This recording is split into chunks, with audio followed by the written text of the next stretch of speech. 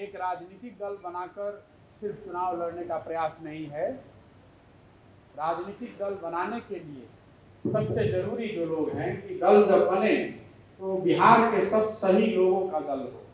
इसलिए पूरे बिहार में घूमकर लोगों को मिलना, उनसे संवाद करना, उनसे जानना, उनसे सीखना, उनसे समझने का प्रयास करना, इस दिशा में मैं हर जिले में जा रहा हूँ। अभी से लेकर सितंबर तक ये प्रयास है कि ऐसी छोटी छोटी गोष्ठियों में लोगों से मिला जाए, उनसे बात की जाए, उनसे परिचय करा जाए, उनसे सीखा जाए, समझा जाए, ये जानने का प्रयास किया जाए कि आखिर बिहार देश का सबसे गरीब और पिछड़ा राज्य क्यों है, क्यों बिहार में आज देश के सबसे ज्यादा अशिक्षित लोग रहते हैं, क्यों यहाँ पर भुखमरी इतनी ज्यादा है, क्यों गरीबी रेखा से नीचे रहने वाले सबसे ज्यादा लोग बिहार में रहते हैं। पिछले सरकारों ने काम किया है, ऐसा मैं नहीं कहता हूँ कि किसी ने कोई काम नहीं किया। लालू जी की पार्टी यहाँ 15 साल थी, उसके बाद अभी नीतीश जी भी हैं। 1967 से यहाँ पर अलग अलग 25 सरकारें रही हैं, अलग अलग 25 मुख्यमंत्री रहे हैं। अगर आप आंकड़ों को देखेंगे तो आपको पता चलेगा कि 50 और 60 के दशक में देश के सबसे अग्रणी राज्य में गिनती होने वाले राज्य में बिहार की गिनती होती थी। बिहार को देश के सबसे अग्रणी राज्यों में माना जाता था। 65 के बाद 60 के मध्य से अगर आप आंकड़ों को देखेंगे तो आप पाएंगे कि धीरे धीरे हम लोग दूसरे राज्यों के मुकाबले पिछड़ते चले गए और 90 आते आते ऐसा हो गया कि आप देश के सबसे गरीब और पिछड़े राज्य बन गए। इसकी एक वजह मेरी समझ से 67 और 90 के बीच की राजनीतिक अस्थिरता रही है। 67 और 90 के 23 साल के कालखंड में बिहार में 25 से ज्यादा सरकारें आई और गई। उसके बाद 15 साल लालू जी का राज रहा। लालू जी की पार्टी आरजेडी का दावा है, उनके नेताओं का, कि बिहार में उन्होंने आर्थिक विकास किया हो या नहीं, सामाजिक न्याय की दिशा में काम हुआ है। जो लोग सामाजिक तौर पर पिछड़े थे उनको आवाज मिली है, बल मिला है। और उसके बाद 15 साल से नीतीश जी राज चला रहे हैं। उनका दावा है कि उन्होंने आर्थिक विकास किया है। मैं किसी राजनीतिक तू मैं और वाद विवाद में नहीं पड़ना चाहता। मेरा कहना यह है कि जो कुछ भी आपने किया या करने का दावा करते हैं उसको अगर मान भी लिया जाए तो भी सच्चाई ये है कि आपके सारे प्रयासों के बाद भी बिहार आज देश का सबसे गरीब और पिछड़ा राज्य है। बिहार में देश के सबसे ज्यादा अशिक्षित लोग रहते हैं।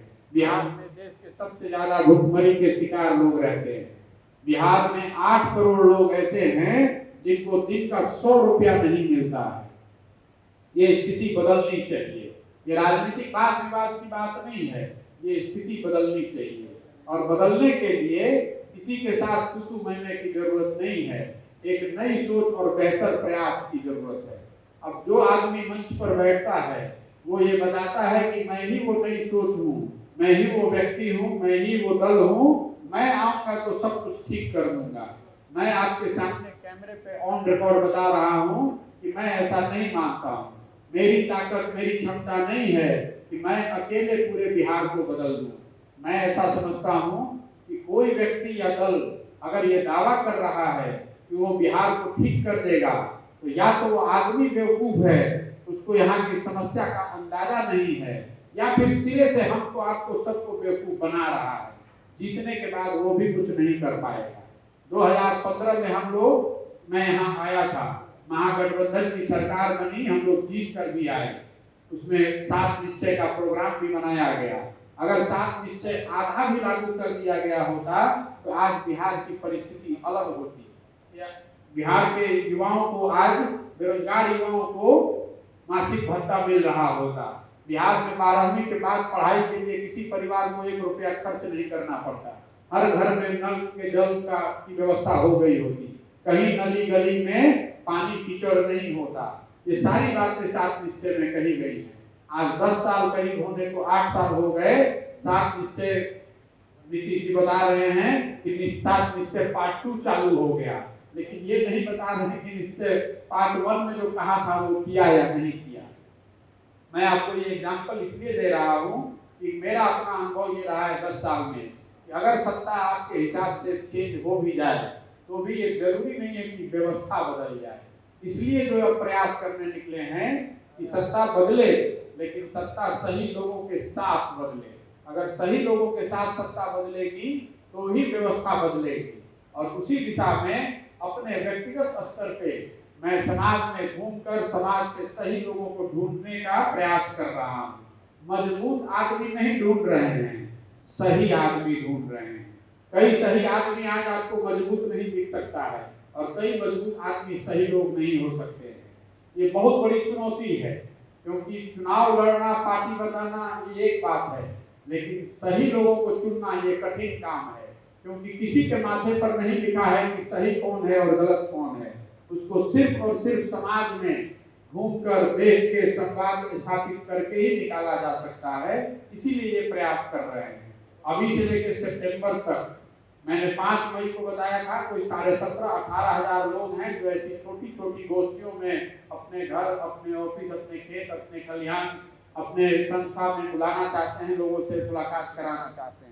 वो संख्या अब बढ़ के करीब करीब 70,000 हो गई है।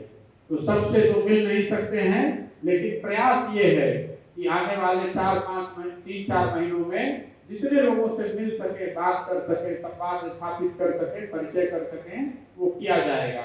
उसी दिशा में मैं चंपारण आया हूँ। अगले 4 दिन तक मैं चंपारण में ही रहूंगा, उसके बाद फिर वापस आएंगे। और 2 अक्टूबर से, जैसा मैंने आपको बताया, पहले भी बताया है, इस पूरे अभियान के तहत 2 अक्टूबर से एक पदयात्रा शुरू करेंगे जो पश्चिम चंपारण गांधी आश्रम से शुरू होगा।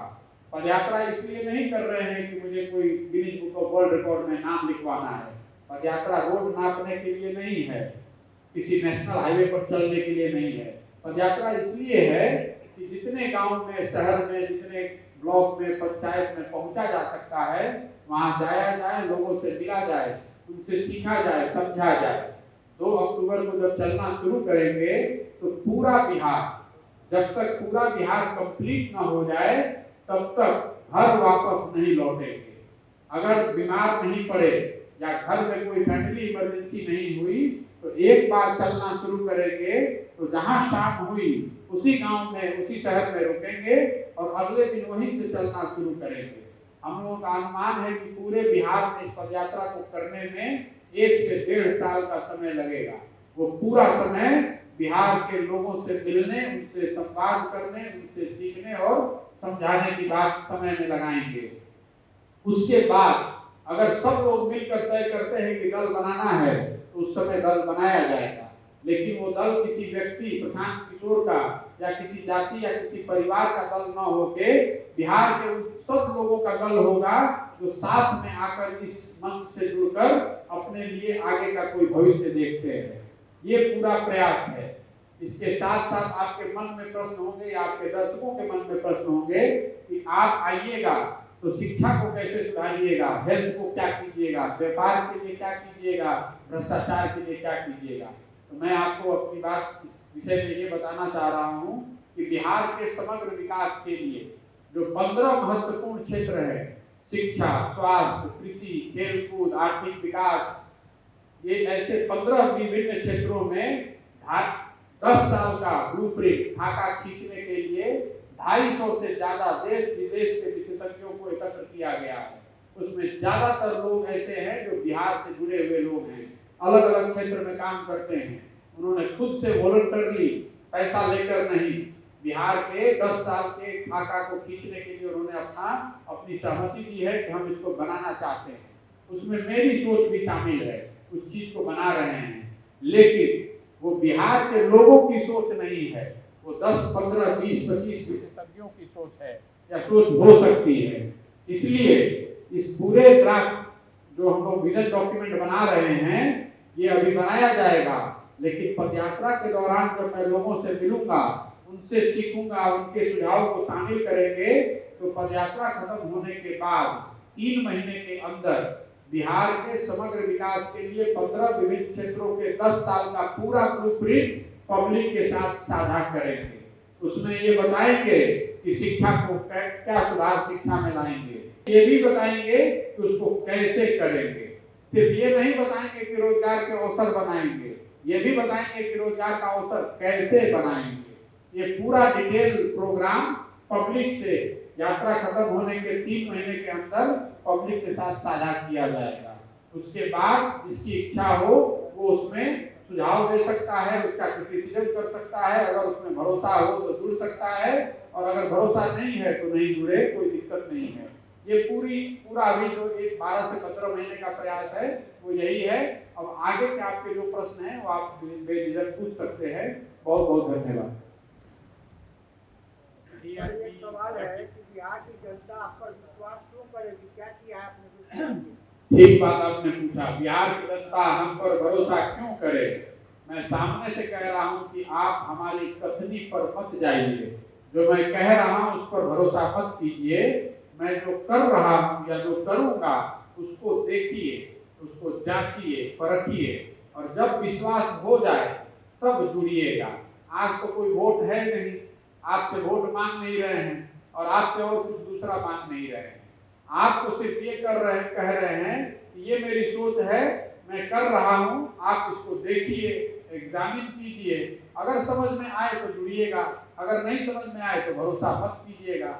इसलिए कह रहा हूं कथनी पर नहीं, करनी पर जाइए। मैं जो मंच पर बैठेगा वो तो यही कहता है कि मैं जो कह रहा हूं वही ठीक है, मैं भी वही कहूंगा। इसलिए मेरे कहने पर विश्वास करने की जरूरत नहीं है। जो मैं काम करूंगा उसको आप देखिए, अपने दर्शकों को ये बताइए कि अभी चुनाव तो 3.5 साल के बाद है। आपके पास समय है 3.5 साल में देखने के लिए कि प्रशांत किशोर क्या कह रहे हैं और क्या कर रहे हैं। मान लीजिए कि 2 मई 2021 को हमने कहा कि अब आगे ये काम नहीं करेंगे, लेकिन मीडिया के बंधु हैं या बहुत लोग समझते थे कि ये काम छोड़ेंगे नहीं, ये बहुत इनको पैसा मिलता है, बहुत बड़े बड़े नेताओं के साथ रहते हैं, प्राइवेट प्लेन से चलते हैं, ये क्यों छोड़ेंगे। आप देखिए, छोड़कर आपके सामने बैठे हुए हैं तो आपको मानना ही पड़ेगा। छोड़कर बैठे हुए हैं, बिहार में ही कुटागार के बैठे हुए हैं। इसलिए बार बार मैं आपको कह रहा हूं कि मेरी बात सुनिए अगर सुनना चाहते हैं तो, लेकिन भरोसा मेरे कहने पर मत कीजिए। मैं जो कर रहा हूं उसको देखिए, फिर अपना निर्णय लीजिए। मौजूदा समय में जो राजनीतिक परिस्थितियां हैं, जो जिस तरह की राजनीति हो रही है, प्रशांत किशोर अपने आप को उसमें किस तरह से फिट कर पाएंगे। जो बिहार के संदर्भ में अगर बात की जाए तो जो यहाँ पे जातीय बेसिस पे चुनाव लड़े जाते हैं, धार्मिक मुद्दे पर जो है पूरे देश में जिस तरह से चीजें चल रही हैं, प्रशांत किशोर उस सभी चैलेंज को कैसे फेस करेंगे और अपने आप को कैसे फिट करेंगे। देखिए, जो मुझे थोड़ा बहुत भी जानता है, जो मेरा आलोचक भी है, उसको इतना तो पता है कि प्रशांत किशोर को और कुछ आए चाहे नहीं, चुनाव लड़ाने की तो समझ थोड़ी बहुत है, ज्यादा नहीं तो थोड़ी बहुत तो जरूर है। जाति समाज की एक सच्चाई है। जब आप चुनाव में जाते हैं या राजनीति करते हैं तो आपको समाज के हर पहलू की समझ होनी चाहिए। जाति भी उसमें एक सच्चाई है, उसके हिसाब से उसकी समझ आपको होनी चाहिए। लेकिन ये कहना कि सिर्फ जाति पर ही वोट पड़ता है बिहार में, ये बिल्कुल गलत बात है। ये कहीं आंकड़ों से ये सपोर्ट नहीं इसको किया जा सकता है। बिहार में जिन लोगों को वोट पड़ रहा है उनके जातियों के लोग ही यहाँ कितने रह रहे हैं आप देख लीजिए। मैं कई एग्जाम्पल अपने दूसरे प्रेस कॉन्फ्रेंस में भी देता रहा हूँ, आपको एक नया एग्जाम्पल दे रहा हूँ। 2010 में यहाँ एनडीए की सरकार बनी थी ना, नीतीश जी और बीजेपी के साथ में लड़े थे, और सामने से आरजेडी, कांग्रेस और पासवान जी की पार्टी एक साथ थे। उस समय इसी एनडीए की कॉम्बिनेशन को, जिसको आप जातिगत समीकरण के प्रिज्म से देखते हैं, 200 से ज्यादा सीट आया था। वही एनडीए का समीकरण आज 2020 में भी लड़ा है, और सामने से लालू जी, कांग्रेस और पासवान जी एक साथ नहीं थे, फिर भी उसको 120 सीट मिलने में परेशानी हो गई।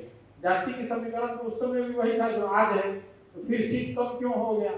सीट कम इसलिए हो गया कि 2005 से 10 के बीच का जो कार्यकाल था, जनता को ऐसा लगता था कि उस समय काम हुआ है। और आज जो कोविड में लोगों ने देखा या जो परिस्थिति रही लोगों की, उसकी वजह थी कि भाई देखिए उनको वोट नहीं मिला। जाति एक फैक्टर है, जाति अकेला फैक्टर नहीं है। इस बात को आप 20 ऐसे में आपको एग्जाम्पल दे सकता हूँ। आगे क्या होगा उसको छोड़ दीजिए, जो हो रहा है यहाँ, जो हुआ है, उसके एग्जाम्पल से बता रहा हूँ। समाज में एक ताकत है, कि अगर आप कोई व्यक्ति कोई मुद्दा एक साथ समाज को आंदोलित कर ले जाए, उसके इमेजिनेशन को कैप्चर कर ले जाए, तो समाज जातियों से ऊपर उठकर वोट करता है। होता यह है कि जब दो पार्टी चुनाव लड़ रही है और दोनों जाति के आधार पर ही लड़ रहे हैं और वोट मांग रहे हैं, तो स्वाभाविक है समाज भी कहता है कि जब दोनों एक ही जैसा है तो जो अपनी जाति वाला उसको दे दो वोट। पर ये नीति को लाने में किसी आप अच्छा मानते हैं? सही लोगों का चयन का पैमाना क्या हो? आपने ठीक कहा। सबसे कठिन काम इसमें है कि सही लोगों को कैसे पहचान कर उसको निकाला जाए। किसी के माथे पर नहीं लिखा है कि सही आदमी कौन है। सही आदमी की पहचान यह है जिसको समाज सही मानता है। मान लीजिए कि यहाँ मोतिहारी में 100 डॉक्टर है, लेकिन आपसे पूछेंगे कि इसमें सही आदमी कौन है, सही डॉक्टर कौन है, चिकित्सा के नजरिए से नहीं, सही आदमी कौन है। आप में से कोई व्यक्ति बता देगा कि ये 2-3 आदमी डॉक्टर है, ये डॉक्टर बहुत अच्छे आदमी है, तो देखते ही हैं। उसके साथ साथ बहुत अच्छे आदमी हैं, समाज की चिंता करते हैं।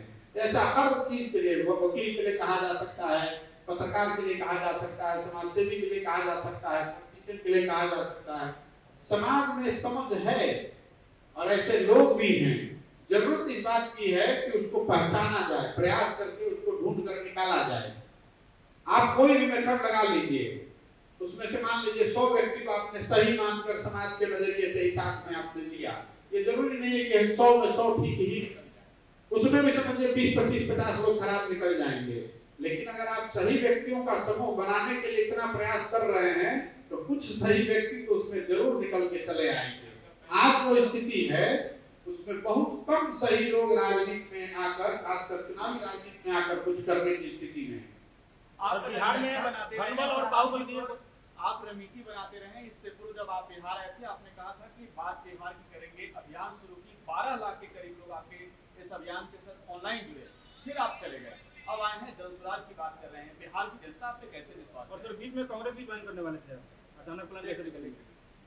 सही, आपने बात बिहार की बात करी, सही सवाल है कि आपने बात बिहार की शुरू किया, फिर बीच में क्यों बंद कर दिया।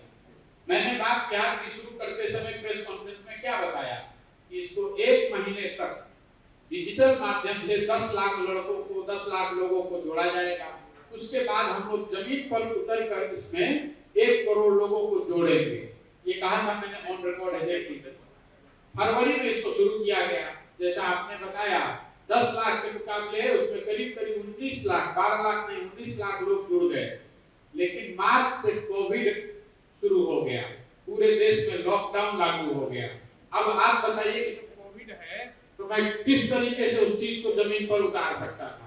अब आप ये जरूर कह सकते हैं कि जब कोविड में आप बिहार में ये नहीं कर सकते थे तो बंगाल में कैसे कर रहे थे।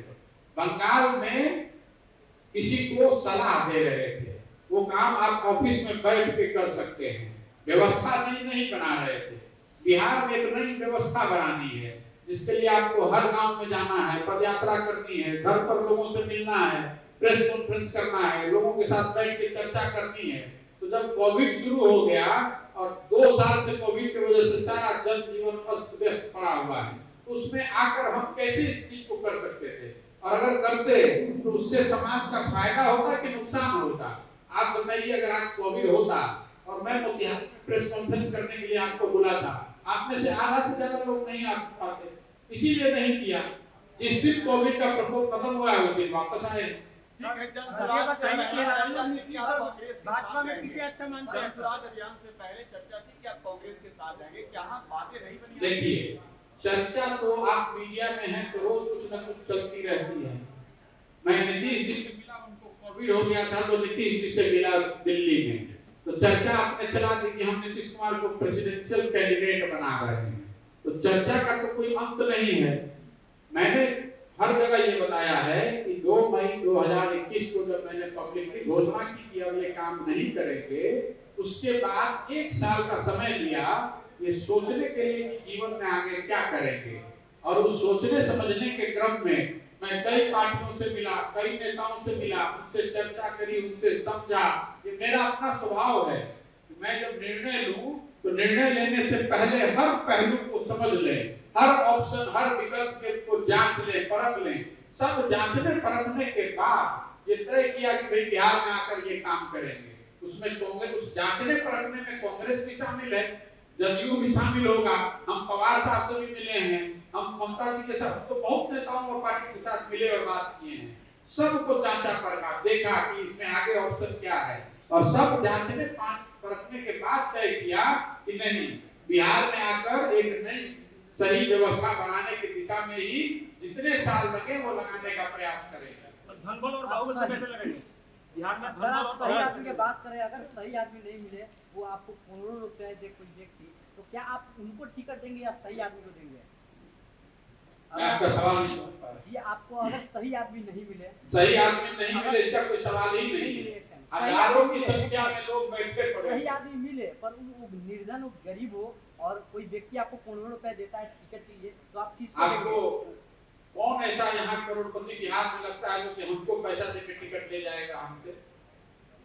आपको जो ऐसे करोड़पति का नाम हमको भेज दीजिएगा, किसी की इतनी ताकत नहीं है कि हमको पैसा देकर हमसे टिकट खरीद ले, इस बात को नोट करके रखिए। दूसरा, आपने कहा कि जो निर्धन उसको हम जब एक ही क्राइटेरिया रख रहे हैं, तो पार्टी बनी में इनको टिकट देने वाले हम कौन हैं? पार्टी जब लोग मिलकर बना रहे हैं, इनका जवाब दे देते हैं, पार्टी जब लोग मिलकर बनाएंगे तो लोग ही तय करेंगे कि उसमें टिकट का डिस्ट्रीब्यूशन का आधार क्या होगा। उसको प्रशांत किशोर नहीं चला रहे हैं। जैसा आपको एक मन में एक बात बैठ गई आप लोग की कि दल का मतलब एक व्यक्ति, दल का मतलब एक परिवार, दल का मतलब एक जाति। मैं कह रहा हूँ उसी के तो अगेंस्ट पूरा प्रयास है कि कोई एक व्यक्ति दल ना बनाए, समाज के सब लोग मिलकर दल बनाएं। मिलकर दल ही नहीं बनाएं, उसका संविधान भी लिखें, ये भी तय करें कि दल को चलाया कैसे जाएगा, दल के पदाधिकारी कैसे बनाए जाएंगे, दल में टिकटों का डिस्ट्रीब्यूशन का आधार क्या होगा। दल बनाकर चुनाव लड़ना होता है, उसके लिए 6 महीना काफी है, साल भर काफी है। उसके लिए 4 साल पहले आकर पैदल चलने की क्या जरूरत है? इसीलिए पैदल चल रहे हैं, इसीलिए लोगों से मिल रहे हैं कि ऐसे लोगों को ढूंढ कर निकाला जाए जो लोकतांत्रिक तरीके से दल को बनाने और चलाने में यकीन रखते हैं, और उसको उसी तरीके से चलाया जाएगा। वो प्रशांत किशोर की पार्टी नहीं है, तो जो जब भी अगर पार्टी बनेगी तो बिहार के सब लोगों की पार्टी होगी जो इस दल को बनाने में शामिल होंगे। वही लोग मिलकर तय करेंगे कि निर्धन को टिकट देना है कि धनवान को टिकट देना है।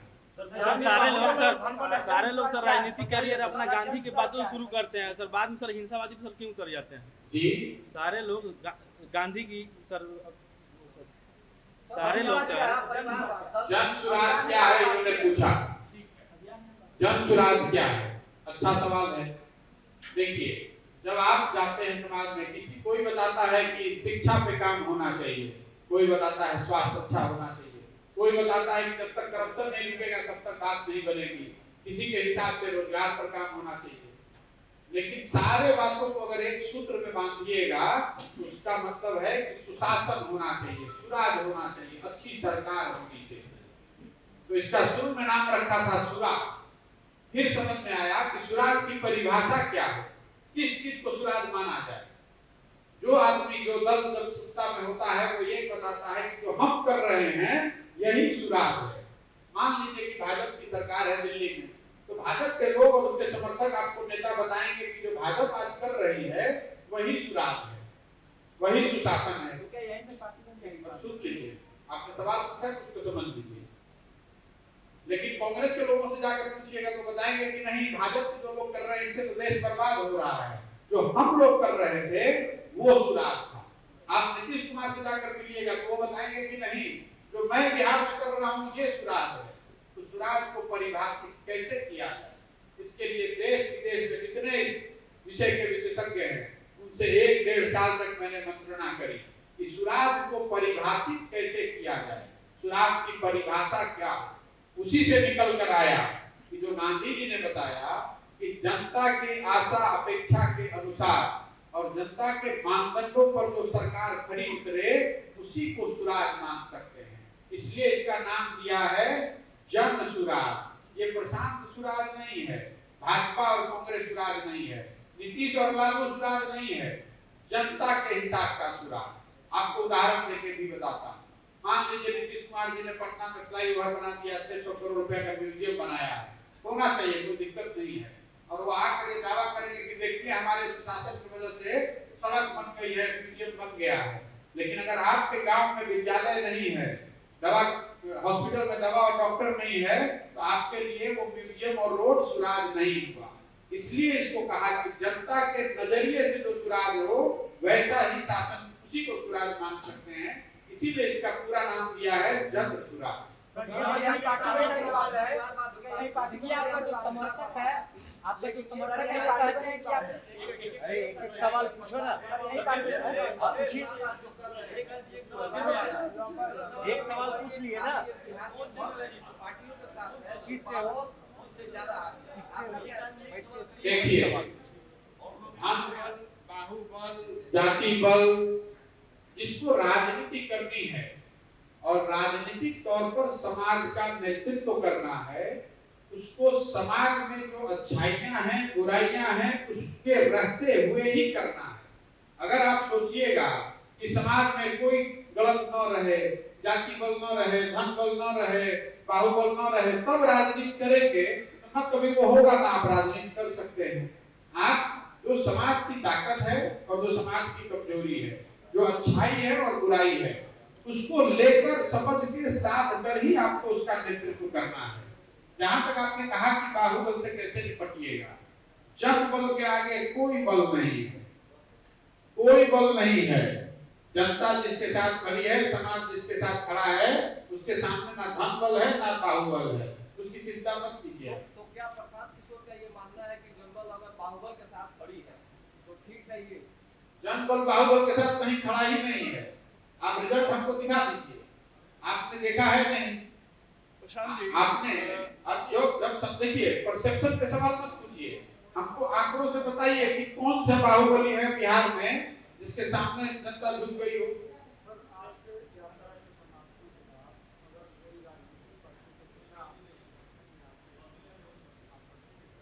देखिए, ये सवाल अक्सर लोग पूछते हैं कि जो पहले से किसी दल में है, क्या उसको अगर कल मंच दल बना लेते हैं तो उसको आने दीजिएगा कि नहीं? कुछ लोग ऐसा भी बताते हैं कि उनके लिए सबको लिए दरवाजा बंद कर देना चाहिए। मेरा मत नहीं है, इसलिए नहीं है, ऐसा नहीं है कि जो अभी राजनीतिक दल में लोग हैं वो सब खराब हैं, उसमें भी बहुत अच्छे लोग हो सकते हैं। इसलिए जो भी सही है समाज में, समाज की नजर में, और जिस भी प्रक्रिया को हम लोग फॉलो कर रहे हैं, जो सही है वो किसी राजनीतिक दल में हो, राजनीति में हो या गैर राजनीतिक हो, सबका स्वागत है। बहुत सारे लोग, भाई जो राजनीति में है वो पहले संपर्क में आएगा। ये सवाल एक इम्पोर्टेंट है कि सुनना हो आपको लालू यादव, नीतीश कुमार और भाजपा में, तो आप किसे चुने? अगर उनमें से किसी को चुनना होता तो काहे कि यहाँ बैठ के दिमाग खराब कर रहे थे, पटना में बैठ के चुन लिए होते, उसके लिए गांव गांव जाने की क्या जरूरत? उसी से संदर्भित मेरा सवाल है। आप दल भी बनवा दिए, अभी से कितना सीट मिलेगा ये भी बता दिए। अगर इतना ज्ञान हमको तो है नहीं, हमको इतना ज्ञान है कि आने वाले 1-1.5 साल तक मैं सिर्फ और सिर्फ पूरा समय, पूरी ताकत, पूरी समझ बिहार के लोगों से मिलने के लिए लगाना चाहता हूँ। उस पूरे प्रयास से जो कुछ भी सीखूंगा, समझूंगा, इन लोगों को भी सही पाऊंगा, उनके साथ बैठकर ये तय करूंगा कि आगे की रणनीति क्या होनी चाहिए। सब मिलकर दल बनाएंगे तो दल को बनाया जाएगा और आगे की बात की जाएगी। कब सीट मिलेगा, कितना होगा। मेरा ये सवाल है उसी से रिलेटेड है कि अभी आपका कॉन्सेप्ट कुछ क्लियर नहीं समझ में आ रहा है पार्टी बनाने को लेकर। आप पहले पद यात्रा करेंगे, 1.5 साल ऑब्जर्व करेंगे, बिहार की व्यवस्था को समझेंगे, बाद में अगर कहीं इन केस आपको चीजें समझ में नहीं आती है तो फिर ये जो व्यवस्था आपने तैयार करेंगे ये 1.5 साल में, उसका क्या होगा? या अगर कोई व्यवस्था बना नहीं रहे, मान लीजिए कि ये मिश्रा जी हमारे साथ बैठे हुए हैं, यहाँ के आईपीएस अफसर हैं, रिटायर्ड हुए हैं डीजी से, दिल्ली में बैठे हुए थे सेवानिवृत्त होने के बाद। इन्होंने तय किया नहीं तो आप यही बेतिया में एसपी भी थे, बहुत बड़े बड़े पद पे रहे हैं, यहाँ पर अपने बारे में बताएंगे। इन्होंने तय किया कि नहीं प्रशांत जी, ये जो आप कर रहे हैं ये अच्छा, इसके साथ जुड़कर हम लोग भी इसमें काम करना चाहते हैं, लगना चाहते हैं, ये साथ में लगे हुए हैं। सोच से जुड़ने की बात, पर्चा फाड़ कर पेपर तो किसी को बना नहीं रहे, आप सोच से जुड़ते हैं, देखिए इसका हिस्सा बनिए। जब वो समय आएगा, हमको इससे जल्दी करना ही नहीं है। जब हम बिहार, हमसे आज किसी ने सवाल पूछा तो बिहारी के डेवलपमेंट के लिए क्या कीजिएगा, तो भाई हम बिहारी में कितना दिन रहे हैं कि हम बता दें कि मोतिहारी के डेवलपमेंट के लिए क्या करेंगे। आपको हमको आदत हो गई है कि कोई आदमी दिल्ली से पटना से आता है, मोतिहारी के मैदान में मीटिंग करता है और आपको बताता है कि हम आएंगे तो मोतिहारी ठीक कर देंगे। अरे आप मोतिहारी में रहे नहीं, मोतिहारी में किसी व्यक्ति से मिले नहीं, कोई चर्चा की नहीं, कोई समझ आपको है नहीं, कैसे ठीक कर दीजिएगा। तो मैं आपको इतना ही बता रहा हूँ कि आने वाले 1 साल 1.5 साल में पहले मैं लोगों से मिलकर समझना चाहता हूँ, उसके बाद दल बनाए। अगर दल सब मिलकर कहीं नहीं बनाना है तो बनाया जाएगा। इसमें क्या आपको आप चुनावी रणनीतिकार रह चुके हैं, कई लोगों के जहन में यह भी सवाल है कि प्रशांत किशोर जी ये जो व्यवस्था बना रहे हैं, हो सकता है ये किसी दूसरी पार्टियों के लिए जो है कर रहे हो, या फिर यही जवाब मैं दूंगा जो इनके लिए दिया। किसी पार्टी का इतना दम नहीं है कि हमको अपना बी टीम बना ले। सबके साथ मैंने काम किया है।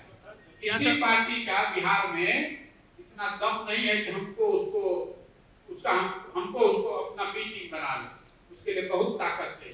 सर क्या सर आपको लगता है कि सर आपके पद यात्रा से बिहार की विधि व्यवस्था सुधर सकती है? देखिए, जो सर्वे करना है, लोगों से पता करना है, लोगों को जांचना परखना, वो तो स्वाभाविक प्रक्रिया है। अरे भाई, जो कुछ भी जानते समझते हैं सब इसमें लगाएंगे। सर्वे करना हो, लोगों से मिलना, जो जानते समझते हैं वो तो जानते ही हैं। उससे आगे बढ़ के जो नहीं जानते हैं वो भी जानने के लिए ही पद यात्रा कर रहे हैं, लोगों से मिलना चाहते हैं। तो मान कर चलिए अगर हमें मालूम है कि सही लोगों को निकालने में सर्वे की भूमिका है तो स्वाभाविक है कि सर्वे होगा। सर सारे लोग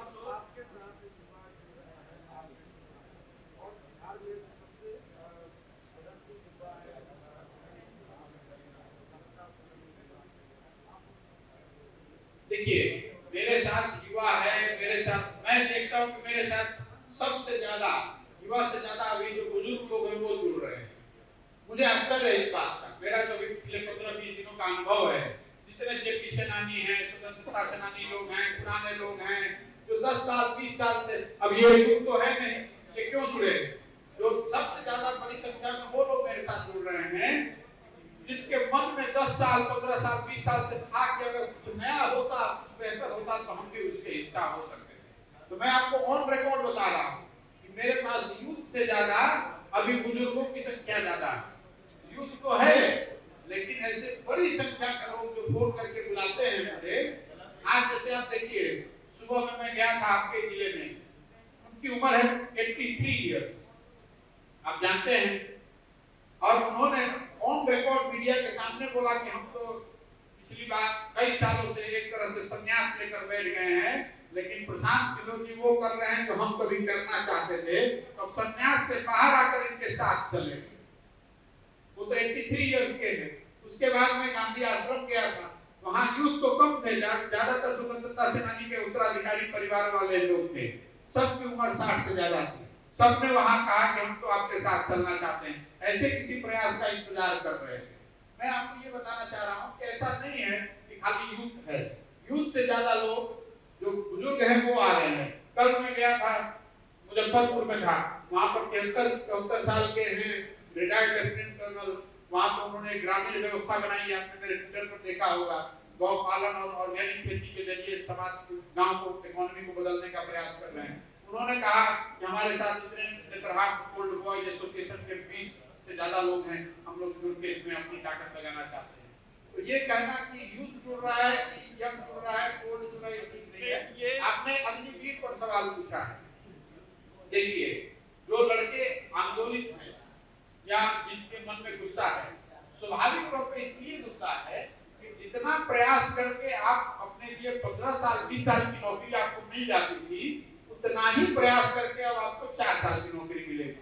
तो बड़ा सिंपल है, लॉजिक साफ है कि भाई हम 5 साल मेहनत करते, नौकरी मिल जाती तो हम 15 साल के लिए हमारी नौकरी हो जाती कम से कम। अब मैं उतना ही प्रयास करके 4 साल का हमें नौकरी मिलेगा, तो स्वाभाविक तौर पर लोग आंदोलित हैं। लेकिन मैंने अपने ट्वीट में भी कहा है कि जो हिंसा अगर आप करेंगे तो हिंसा करके आप सरकार को नहीं झुका सकते। लड़कों को साथ में संयमित होकर सोच समझ कर ही आंदोलन करना चाहिए और तभी उससे सक्सेसफुल आप हो पाएंगे। देखिए, अभी किसान बिल के खिलाफ जो लॉ आया था उसके खिलाफ किसानों ने जो आंदोलन किया उसमें भी कुछ हिंसा की छोटी मोटी वारदात हुई, लेकिन ज्यादातर समय वो अहिंसात्मक तरीके से था, शांतिपूर्वक था। लोगों ने सरकार को झुका दिया, लॉ को वापस करना पड़ा। तो मैं आपके माध्यम से लड़कों से भी अपील कर रहा हूँ कि आपकी जो दुविधा है, आपकी जो शिकायत है वो ठीक है, लेकिन अगर इस लॉ को आप वापस कराना चाहते हैं या इसमें सुधार कराना चाहते हैं तो उसके लिए आपको सोच समझकर ठंडे दिमाग से ही कुछ आगे का कार्यक्रम बनाकर प्रयास करना चाहिए। ट्रेन चलाने से और बस चलाने से सरकार नहीं झुकने वाली। मोहम्मद जुबैर की जो गिरफ्तारी हुई है, अल्ट न्यूज के जो संस्थापक थे, इसको लेकर के पूरे देश में चर्चाएं चल रही है। इस जो खबर है इसको आप किस रूप में देखते हैं? देखिए, मैं तो यहाँ बिहार में हूँ, देश में कई हिस्सों में क्या चीज चल रहा है उसकी पूरी जानकारी नहीं है मुझे। मैंने मीडिया के माध्यम से कल इस न्यूज को पढ़ा है। मैं मुजफ्फरपुर में था, अब किस धारा में उनको गिरफ्तार किया, क्यों किया, लेकिन ऐसा लगता है धीरे धीरे ऐसा एक माहौल बनता जा रहा है कि समाज में एक वर्ग को ऐसा लगता है कि सरकार उनके साथ फेयर नहीं है। वो परसेप्शन ठीक नहीं है, वो परसेप्शन नहीं होना चाहिए। State at odds with its citizen is not a good news. और खासकर अगर लोगों को ऐसा लग रहा है कि स्टेट भी हमारे खिलाफ हो गया है या हमारे खिलाफ षड्यंत्र कर रहा है या हमारे साथ फेयर नहीं है, तो उससे समाज में अच्छा मैसेज नहीं जा रहा है। मैं किसी एक केस के मेरिट पर नहीं बोल सकता हूं क्योंकि मैं जानता नहीं कि क्या केस है, लेकिन ये समाज में धीरे धीरे हम लोग कई जगह फील करते हैं, सब देखते हैं, लोग बताते हैं कि अरे हमारे साथ तो फेयरनेस नहीं रखा जाएगा। वो लोकतंत्र के लिए, समाज के लिए और देश के लिए अच्छा नहीं है। समाज का कोई वर्ग अगर ये उसका व्यवस्था पर से, सरकार पर से विश्वास अगर ढीला पड़ जाए, कम पड़ जाए, तो वो समाज और देश के लिए अच्छा नहीं है। सर राजनीति सर और 2015 की याद दिलाएं तो आपने नीतीश कुमार और लालू यादव का एक साथ कर दिया था। आज सदन में अग्निपथ पर खूब हंगामा हुआ, हंगामा तो पिछले 3 दिन चल रहा है। आरजेडी के साथ साथ जेडीयू ने भी सदन में जाने से मना कर दिया। क्या लग रहा है आगे आरजेडी जेडीयू एक साथ हो? भाई वो एक साथ हो जाए या अलग अलग रहे वो हमारी चिंता का कारण नहीं है। नीतीश जी अभी मुख्यमंत्री हैं, अगले 3-3.5 साल के लिए कार्यकाल बाकी है। नीतीश जी चाहे भाजपा के साथ रह के सरकार चलाएं, आरजेडी के साथ सरकार चलाएं, जनता को उससे बहुत फर्क नहीं पड़ता है। जनता को फर्क इससे पड़ता है कि जब आप सरकार चला रहे हो उसको ठीक से चलाइए, जिसके साथ रह के चलाना। परेशानी यह है कि आप जिसके साथ है उसके साथ सरकार ठीक से नहीं चला रहे हैं, पब्लिक उससे परेशान है। अगर आप मेरा राजनीतिक आकलन पूछ रहे हैं कि जाएंगे कि नहीं, तो मैं आपको बता रहा हूँ मेरी इस पर कोई टिप्पणी नहीं है। ये उनका मामला है, उसके साथ जाना चाहे चले जाए।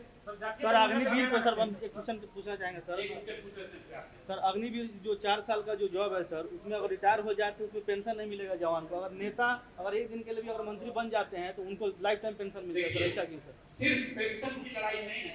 मैंने पहले कहा तो मेरी समझ है सबसे मूलभूत जो लड़कों को परेशानी है वो इस बात से है कि भाई बहाली जब पहले होती थी, बहाली के लिए लोग 3 साल 4 साल 5 साल मेहनत करते हैं। एक बार बहाली हो गई तो 12 साल 15 साल के लिए आपको नौकरी मिल गई, उसके जगह आप 4 साल का मिलेगा। वो दिक्कत है। स्वाभाविक है कि जब आप 15 साल काम नहीं करके 4 साल कीजिएगा आपको पेंशन मान लीजिए कि अगर आप सरकार पेंशन बहाल भी कर दे स्पेशल केस करके कि 4 साल बाद आपको पेंशन मिलेगा, तो भी लोगों की जो शिकायत हो कम नहीं होने वाली है। क्योंकि मूल बात यह है कि आपने जो रिक्रूटमेंट की प्रक्रिया थी और उसके जरिए जो मिलता था लोगों को, उसको आपने 1/3 कर दिया या 1/3 से कम कर दिया। जातिगत जनगणना पर राय ये है कि जनगणना होनी चाहिए, इसको कराया जाना चाहिए। सरकार ने कहा है उसको कराने दीजिए, इस पर राजनीति नहीं होनी चाहिए। लोग ऐसा बता रहे हैं जैसे जातिगत जनगणना हो जाने से पूरा बिहार पटना पेरिस हो जाएगा। अरे भाई, आप जिस सरकार के पास हर वो जानकारी जिससे सरकार के स्कीम को चलाने में, सरकार के रिसोर्सेज को बांटने में बेहतर जानकारी मिले, वो होनी चाहिए। जातिगत जनगणना राज्य सरकार ने घोषित की है, उसको होने दीजिए। उस पर राजनीति करने की अभी क्या जरूरत है? बिहार के सभी दलों ने उसके पक्ष में मतदान किया है। सभी दलों ने कहा है कि होना चाहिए, तो झगड़ा क्या है, किस बात के लिए झगड़ा? जातिगत जनगणना होने दीजिए, जब रिजल्ट आएगा उस समय जो परिस्थिति बनेगी, अगर किसी की संख्या ज्यादा है, अगर किसी को बेनिफिट कम मिल रहा है तो उसको मिलना चाहिए, इसमें क्या दिक्कत है? लेकिन जो जनगणना करा रहा, जनगणना की बात कर रहा है, उसको जनगणना कराना नहीं है, उसको जनगणना पर राजनीति करनी है।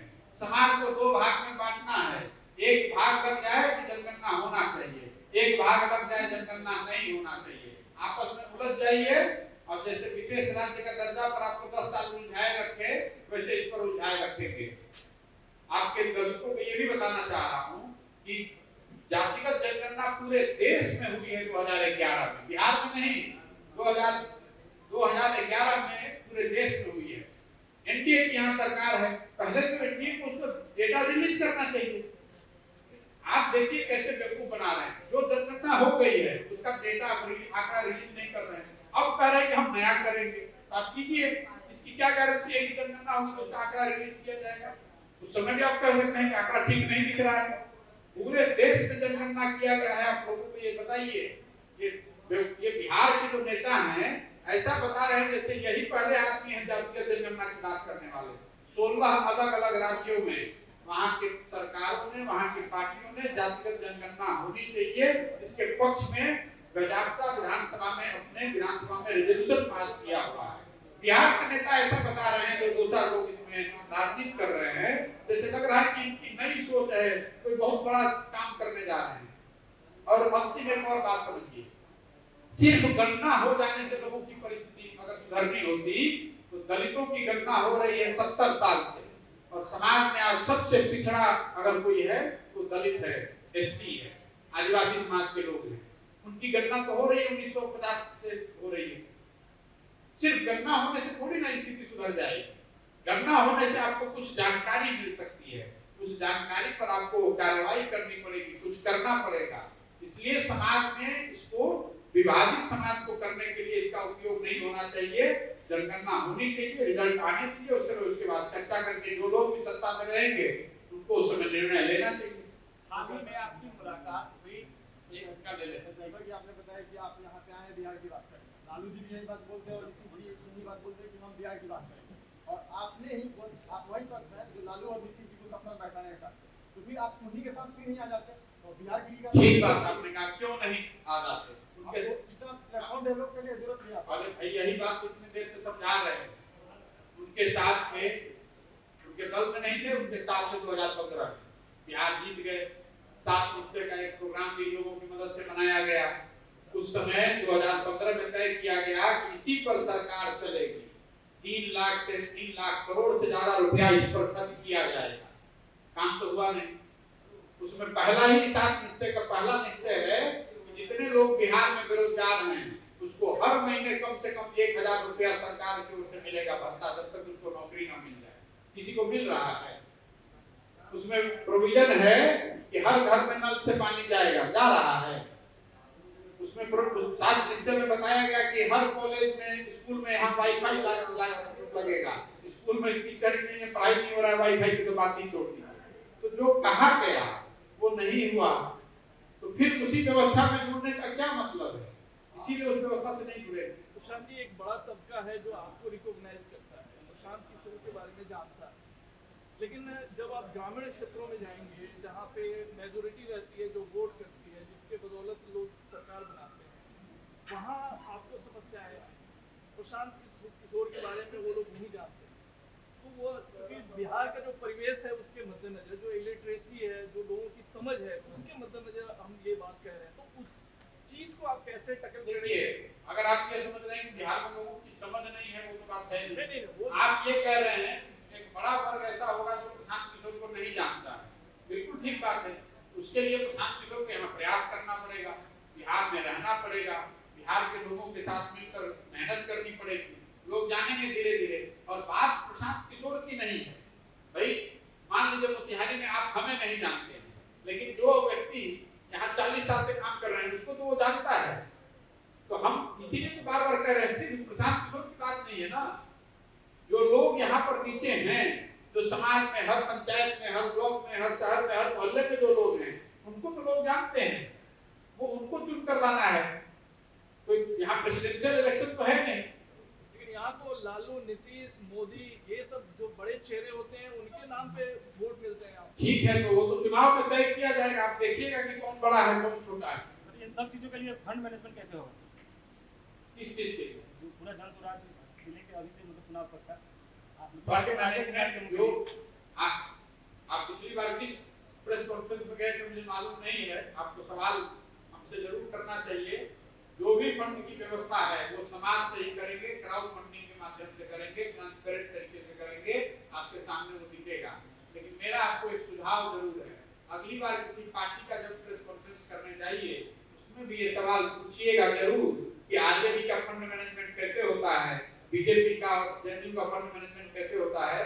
मेरा विश्वास है कि आप सवाल ये पूछेंगे मुझसे भी, लेकिन मुझसे जरूर पूछिए, उससे पूछिए नहीं, हमसे जरूर पूछिए।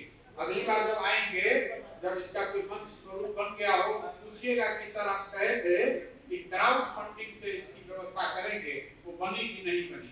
अगर बन जाएगी तो उस समय पत्रकार जिम्मेवारी से बताइएगा कि इसको क्राउड फंडिंग के समाज के पैसे से इसको चलाया जाता है। हाल के पिछले कई वर्षों से जेपी के चेला ही सरकार चला रहे बिहार में, लेकिन युवाओं का जो पलायन का मुद्दा है उसके लिए कोई विजन नहीं। आपके पास क्या विजन है युवाओं का पलायन? आप देखिए, मैंने शुरू में बताया कि विजन की सारी बात मैं आपको पदयात्रा के बाद ही बताऊंगा, लेकिन एक सोच जो उस पर है वो आपको बता रहा हूँ।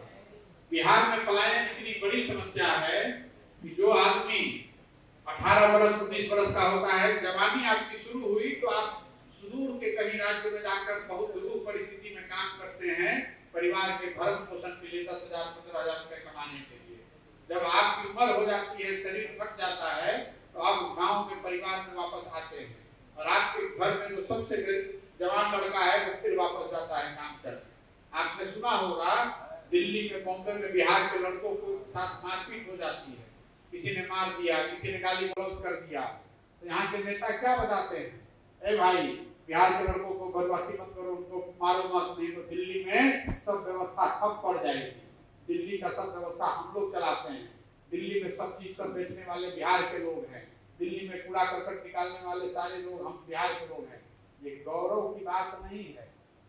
बिहार के लोग अगर जाकर उनको मजबूरी में सब्जी बेचना पड़ रहा है दिल्ली में, बॉम्बे में, ये गौरव की बात नहीं है। गौरव की बात तब होती जो सब्जी बिहार में पैदा कर रहे होते और यहाँ से ट्रेन से और एरोप्लेन से सब्जी दिल्ली जा रहा होता, तो यहाँ रोजगार आता, पैसा आता और उस युवक को यहाँ से घर से दूर जाकर काम नहीं करना पड़ता। ये मेरी सोच है और उसका पलायन रुकेगा कैसे, उसका पूरा ब्लूप्रिंट जैसा मैंने आपको पहले बताया, पदयात्रा खत्म होने के 3 महीने के अंदर रिलीज करेंगे। सर एक बात बताइए,